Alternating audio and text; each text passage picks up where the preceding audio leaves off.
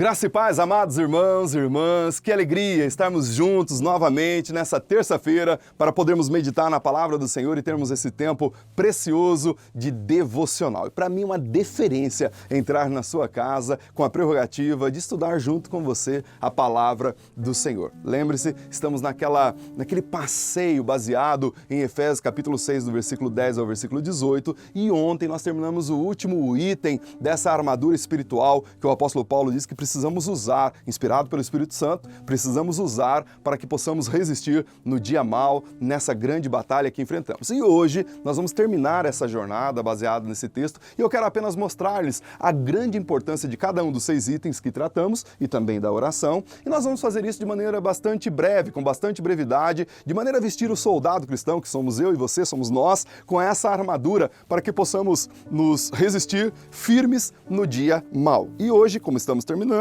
nós vamos ler a partir do versículo 10 até o versículo 18 desse texto em apreciação, que diz o seguinte: Finalmente, fortalecei-vos no Senhor e na força do seu poder. Revesti-vos de toda a armadura de Deus para que possais permanecer firmes contra as ciladas do diabo, pois não é contra pessoas de carne e sangue que temos de lutar, mas sim contra principados e poderios, contra os príncipes deste mundo de trevas, contra os exércitos espirituais da maldade nas regiões celestiais.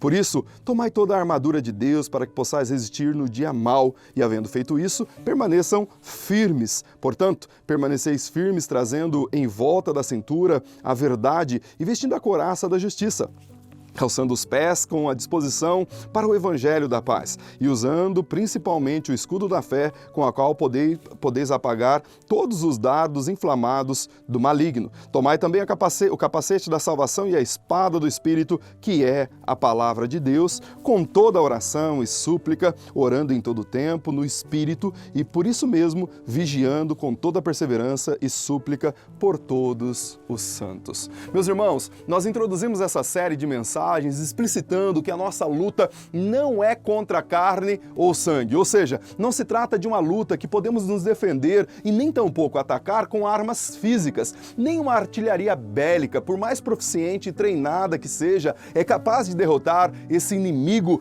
pertinaz que temos diante de nós. Vimos que é um inimigo perigoso e que ele tenta nos dissuadir a todo custo da vontade de Deus, usando de todos os estratagemas para nos distanciar do Senhor. Ele domina um império e esse império é muito bem organizado. Seus sequazes obedecem e realizam as suas ordens com excelência. Esse é um ser maligníssimo, perspicaz, sagaz e tem agido na terra desde os tempos imemoriais. Por isso, a sua expertise é tremenda. Ele dissuadiu 1/3 dos anjos ainda lá no céu a se rebelarem contra Deus. Também, no Jardim do Éden, ele engodou as pessoas mais inteligentes de toda a história. Eu falei sobre isso quando nós tratamos desse tema, pois algumas pessoas pensam que Adão e Eva eram 2 bobinhos vivendo uma vida idílica lá no Jardim do Éden ou no Jardim dos Prazeres. Não, irmãos. Antes do pecado, a inteligência do ser humano, no raciocínio, tirocínio, intelecção, eram poderosíssimas. Alguns dizem que um ser humano genial, como foi Albert Einstein, utiliza mais ou menos 7% do cérebro. Então pense um ser humano que ainda não havia sido corrompido pelo pecado, com 100% de sua intelecção. Pense no poder de depreensão de conteúdo, de memorização, de criação. Assim, era Adão e era Eva lá no Jardim do Éden. Portanto, não se tratava de 2 infantes bobinhos. Não eram 2 crianças bobinhas e inocentes lá no Jardim do Éden. E mesmo assim, com toda essa capacidade que eles tinham, Satanás conseguiu engodá-los com muita facilidade. Por isso, só existe uma maneira de derrotar esse pertinaz inimigo. Assim o apóstolo Paulo vai dizer no versículo 13 que acabamos de ler, o seguinte: por isso, peguem toda a armadura de Deus para que vocês possam resistir o dia mau e depois de terem vencido tudo, permaneçam inabaláveis. Pois bem, assim, sabendo que estamos nessa guerra e contra esse inimigo altamente perigoso, nós começamos a aparamentar o nosso soldado cristão com essa maravilhosa armadura espiritual. E o primeiro item que ele colocou foi o cinturão da verdade. Esse cinto rodeava a túnica do soldado e dava liberdade a ele para se movimentar. E com isso, o soldado tinha essa liberdade para poder chegar nos lugares que ele precisava chegar. O cristão que faz uso desse equipamento equipamento, se torna conhecedor da verdade. Aliás, ele incorporou a verdade em si. E essa verdade é manifesta através da palavra do Evangelho. Por isso, quando o crente está cingido com a verdade, que é o primeiro item dessa armadura, ele é participante da radiante luz do Evangelho, contida lá em 2 Coríntios capítulo 4, do versículo 4 ao 6, que ilumina a ele mesmo e também os outros ao seu redor. Mas o que de fato seria essa verdade? Nós estudamos quando tratamos especificamente desse tema. E nós podemos dividir essa verdade em duas dimensões. A primeira tem a ver com a verdade no íntimo de cada um dos cristãos. Capítulo 51, versículo 6 de Salmo, diz que seria o efetivo afastamento de qualquer hipocrisia, a verdade no íntimo do coração daquele que foi salvo em Cristo Jesus e agora se veste com esse cinturão da verdade. Mas a segunda dimensão dessa verdade tem a ver com a verdade revelada em Cristo Jesus e também na sua palavra, isto é, o conjunto doutrinários. E o próprio apóstolo Paulo vai dizer várias vezes, aqui mesmo em Efésios, que devemos nos apegar a essa verdade. Sim, essa verdade é profunda, pois ela trata da disposição interior, íntima, mas também trata de uma pessoa. E essa pessoa é Jesus Cristo de Nazaré, o nosso Senhor. Jesus é a verdade axiomática, isto é, nele se encerra toda a verdade. Por isso, quando nos cingimos da verdade, não temos o que temer, não temos que temer o nosso inimigo. Pois bem, após esse cingido com esse item, o soldado rapidamente colocava a couraça que o protegia por trás e por diante. Essa couraça protegia o seu tórax, protegia as partes do seu corpo onde existem os órgãos vitais. E a essa couraça, o apóstolo Paulo dá o nome de justiça. Aprendemos na ocasião que essa é a justiça de Deus aplicada em nós, nos justificando. E os efeitos dessa justiça na vida do justo o leva a praticar atos de justiça, de modo que Satanás não pode acusá-lo. Esse equipamento é poderoso para defender a mim e a você contra o nosso inimigo. Assim, o soldado já está com esses dois equipamentos e ele vai se aparamentando com outros itens da armadura espiritual. E agora ele coloca a sua sandália, que tem o objetivo de proteger os seus pés e dar velocidade na batalha. Assim, o soldado cristão calçado com a sandália do Evangelho da Paz, tem a agilidade para, mesmo no furor da guerra, anunciar a paz e levar o Evangelho aos perdidos. Aliás, aqui está um item onde o Satanás, o inimigo das nossas almas, tem baixa no seu exército. Quando nós usamos essas sandálias para levar o Evangelho, nós estamos saqueando o inferno e trazendo vidas que caminhavam de maneira célere para o inferno, para o reino da luz do nosso Senhor. Mas o processo continua, pois é necessário estar vestido com toda a armadura para essa batalha. A falta de qualquer um desses itens ou desses equipamentos pode ser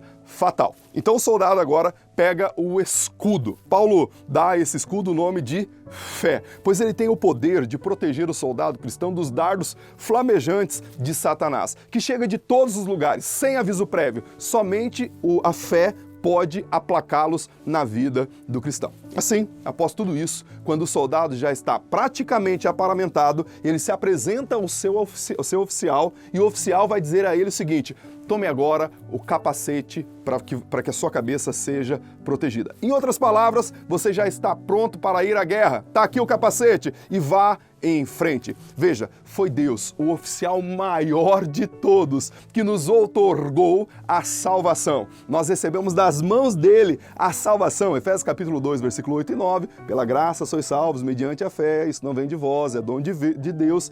Deus nos dá a salvação. Assim como também ele nos dá das suas mãos o capacete da salvação para essa batalha contra o nosso sagaz inimigo.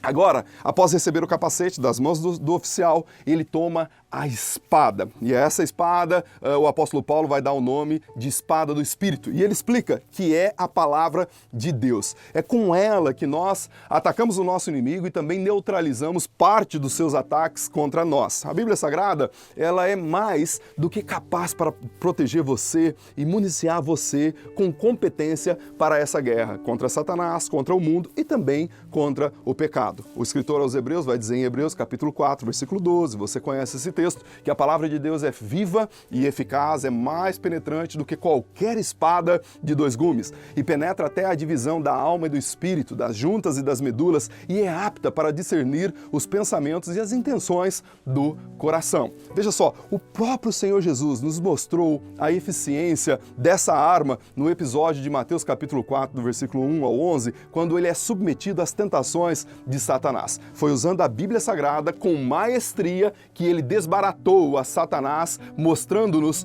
que a partir da palavra de Deus, que é a partir da palavra de Deus que nós podemos vencer esse inimigo. Amados, preste atenção aqui. Se o próprio Jesus teve que se valer desse instrumento tão poderoso para vencer as tentações malignas, quanto mais nós precisamos da espada do Espírito. Mas como eu disse no início dos nossos devocionais sobre esse tema, não basta saber que existe uma armadura e que ela é poderosa. Também não é suficiente olhar para ela e apenas contemplar cada um desses itens. Deixa eu dizer aqui, bem para o seu, olhando no fundo dos seus olhos, uma coisa que deve ser importante para você. A Bíblia só se torna efetivamente a espada do Espírito quando o soldado a toma pela mão. Não adianta colocar no Salmo 91 no lugar visível na sua estante ou na sua casa para que ela espante os fluidos negativos. Não vai funcionar. Ela só é útil quando é usada. Caso contrário, não passará de um item de decoração aí na sua casa. Jamais poderá proteger ou servir como arma de ataque nesta guerra. Agora, veja só, o nosso soldado está totalmente equipado.